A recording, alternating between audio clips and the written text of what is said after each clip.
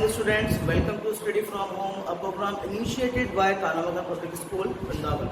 In this program, we are having our virtual classes in the videos format, and the videos are offline. Actually, before this, we were planning our live streaming classes, but due to some technical glitches, it is not possible. So today, we will be continuing our chapter of 11th Standard Business Studies, and the chapter that we were currently going through was Forms of Business Organization.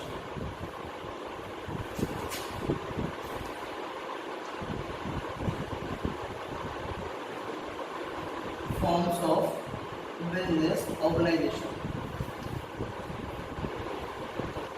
In this chapter, we have already completed the forms of business organization, and those forms I would like to write on the right side of my board. The forms of business organization that we have completed is the very first: sole proprietor,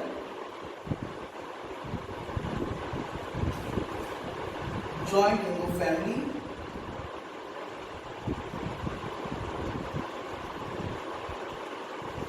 partnership,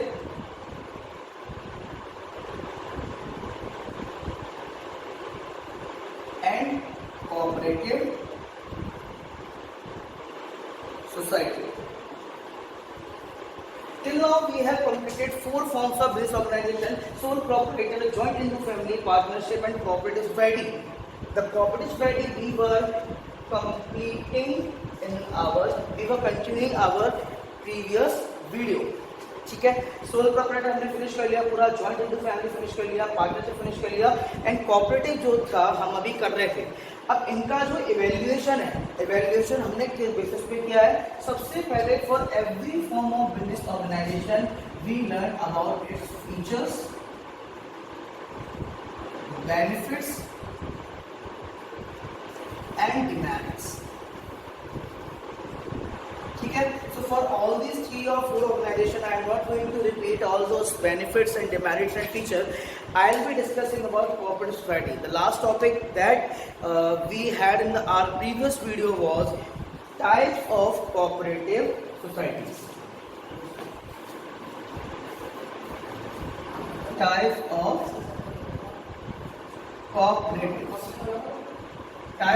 cooperative society. 4 of the types of cooperative societies we have already completed in our previous video. ठीक है, एक बार recall कर लेते हैं कौन कौन से cooperative societies हम अपने previous videos में पढ़ चुके हैं. The very first was consumers cooperative.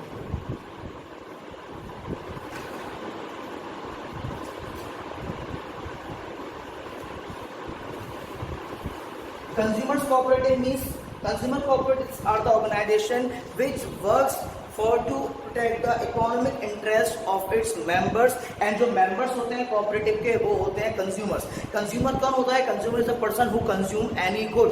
जो अपने utilization के लिए good को purchase करता है उस person को हम बोलते हैं consumer. ठीक है, consumers cooperative के बाद the second type of cooperative that we studied was producers cooperative.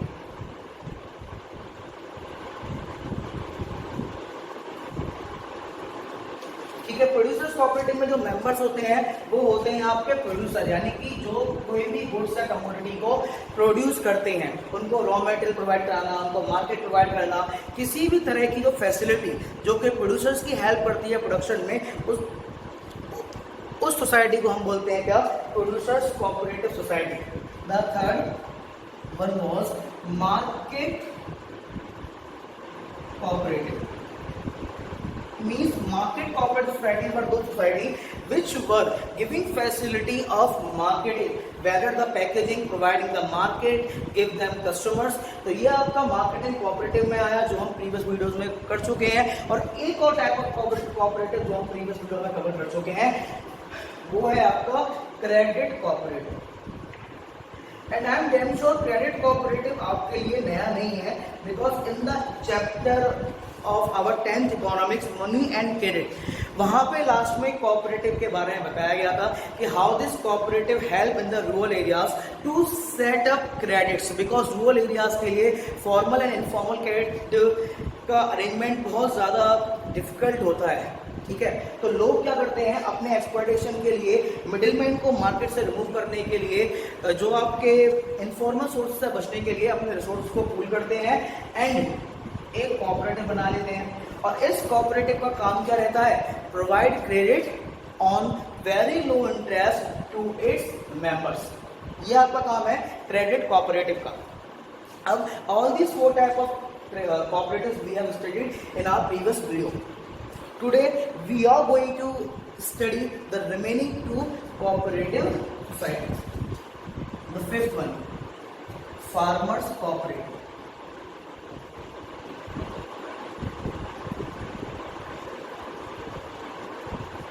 अब जैसा कि नाम से क्लियर है, फार्मर्स कोऑपरेटिव, देखिए I always emphasise on this thing, first going into the detail of any topic you need to understand what is the translatory mean of that particular topic.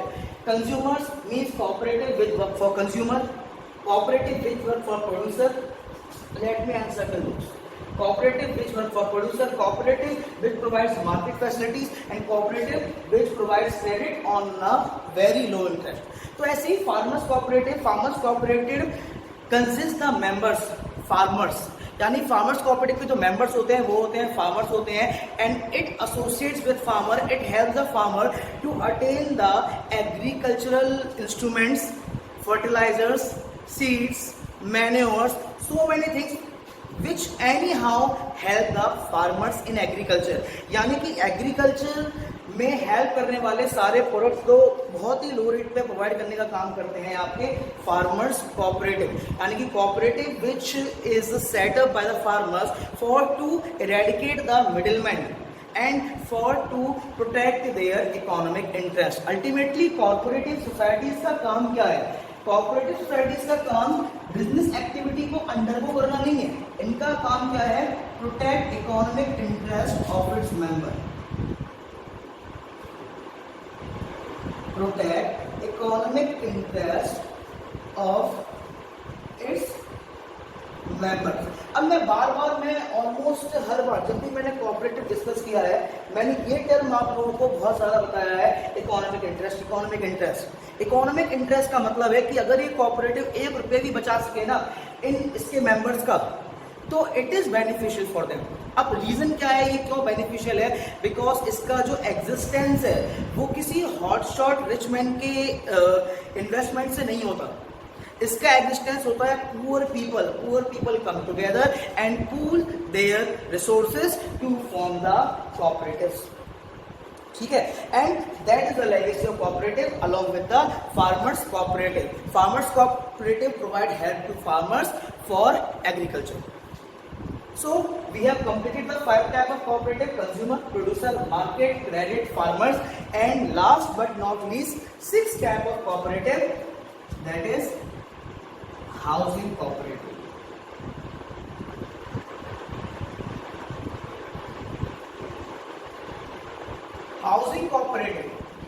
Housing cooperative societies are such organization which provides residential accommodation to its members.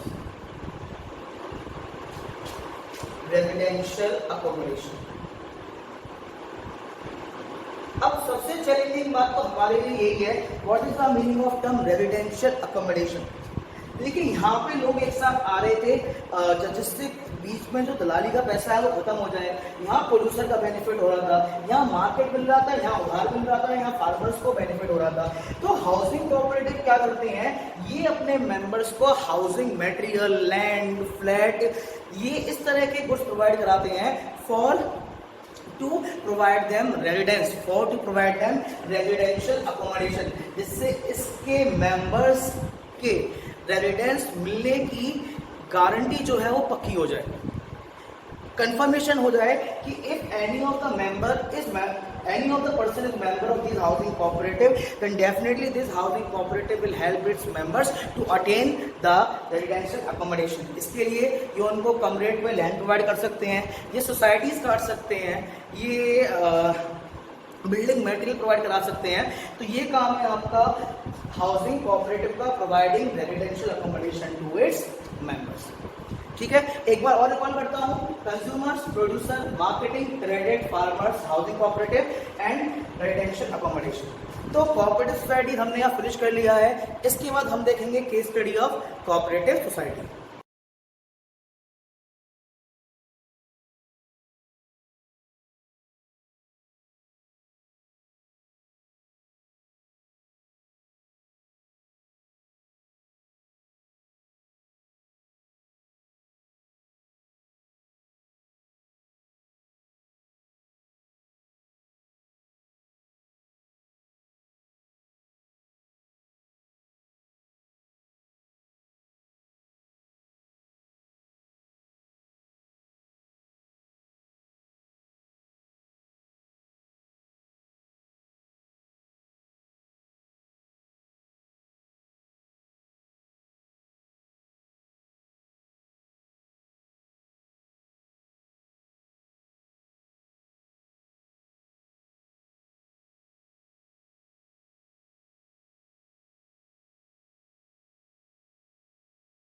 This is the case study for cooperative society.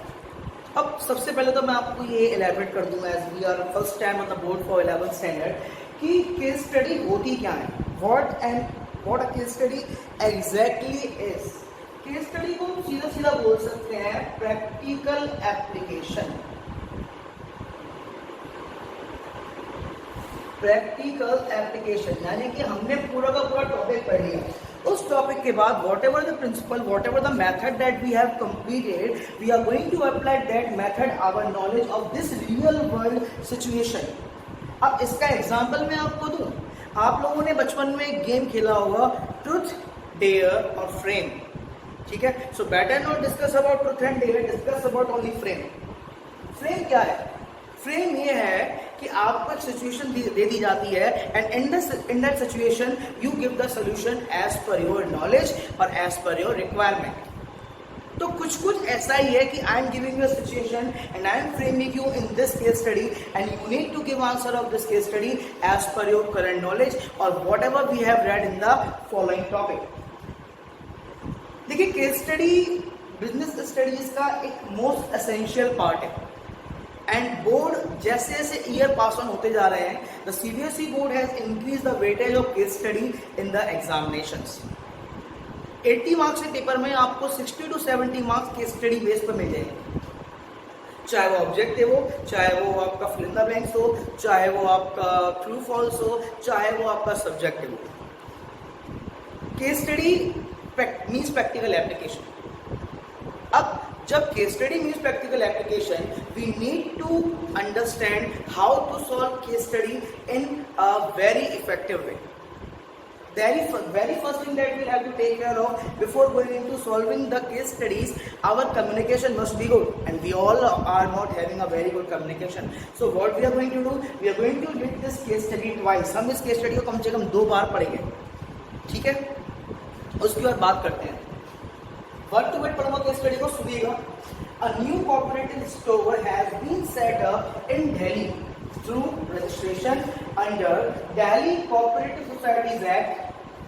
It was set up to procure essential consumer commodities in, procure का मतलब होता है जमा करना, store करना, ठीक है, consumer commodities in bulk from various wholesalers and manufacturers to supply the same at reasonable price to public and its members in context of above case। यानी कि एक कोऑपरेटिव सोसाइटी खुली है एंड जो उसका सेटअप हुआ है वो Delhi registration, Delhi through registration under Delhi cooperative societies act के थ्रू उसका रजिस्ट्रेशन हुआ है, ठीक है। और इसका जो मेन काम क्या है, ये अपने कस्टमर्स के लिए एसेंशियल कंज्यूमर कमोडिटीज को स्टोर करती है। तो आपका हाईलाइटेड पार्ट क्या रहा, procurement of essential consumer commodities. आपको मैंने कंज्यूमर टर्म का मतलब पहले बताया था, what is the meaning of consumer. Consumer का मतलब वो होता है the person who purchase the good for its utilisation, यानी वो आदमी जो अपने यूटिलाइजेशन के लिए किसी भी गुड को परचेज कर रहा है, वो कंज्यूमर होता है। सपोज कीजिए मैंने मार्कर परचेज किया है अपने कंजम्पशन के लिए, तो means I am the consumer for this marker. मैं इस मार्कर के लिए कौन हूँ, कंज्यूमर हूँ। ठीक है, तो क्या हुआ, असेंशियल गुड क्यों खुला, कंज्यूमर कमोडिटीज के लिए एक कोऑपरेटिव स्टोर खुला डेली में, एंड ये क्या करता है, होलसेलर एंड मैन्युफैक्चरर से डायरेक्टली वो कंज्यूमर कमोडिटीज परचेस कर लेता है। अब जब आप कोई भी कमोडिटी सीधा का सीधा होलसेलर या मैन्युफैक्चरर से परचेस करते हैं तो डेफिनेटली आपको कैश बेनिफिट होता है, आपको कम प्राइस देना पड़ता है for the same commodity. The examples I given when I started the cooperative society, जब मैंने कोऑपरेटिव सोसाइटी स्टार्ट की थी तब मैंने आपको इसका एग्जाम्पल दे दिया था, ठीक है। इसके बाद supply the same at reasonable price to public and its members in, अब ये हो गई हमारी केस स्टडी, यहां तक जो हमारी केस स्टडी है, ठीक है। इसके बाद आए हमारे question, identify the type of cooperative society. हमें क्या करना है, कोऑपरेटिव सोसाइटी का जो टाइप है वो आइडेंटिफाई करना है। देखिए केस स्टडी के आंसर पे जाने से पहले सबसे पहले केस स्टडी का एक सबसे इंपॉर्टेंट पार्ट जो होता है वो मैं बता दूं क्या होता है, highlighted statements.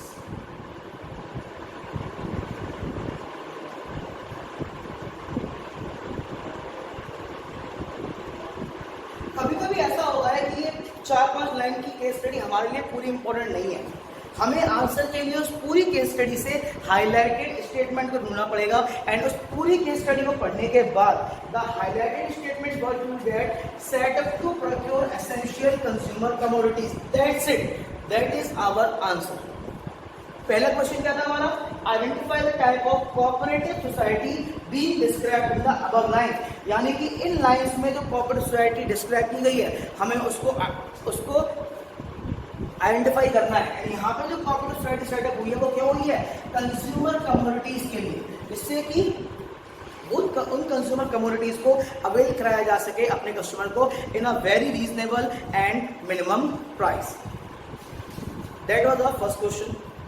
Second question states, state any 3 features of that society. I am not going to tell you about features again. What were the features of the society? और एक feature तो यहाँ पे दिया भी हुआ है, क्या, supply the goods at reasonable price to its consumers. अपने members को reasonable price में commodities को avail कराना। ये थे हमारे 2 क्वेश्चन। आपका 4 नंबर का एक क्वेश्चन आया केवल में आपने कर दिया। अब मैंने क्या किया, मैंने इस क्वेश्चन को 1 नंबर का और बढ़ा के 5 मार्क्स का कर दिया। कैसे, मैंने क्वेश्चन अपनी तरफ से इंक्रीज किया। एंड वो क्वेश्चन क्या रहा, state the act of GOI government of India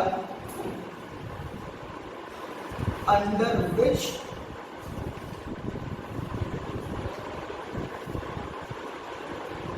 cooperatives are registered.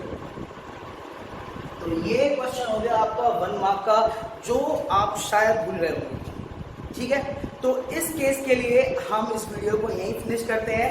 इस क्वेश्चन का आंसर आप अपने आप देखेंगे, Indian cooperative societies act ... Thank you students, have a nice day, stay home, stay safe.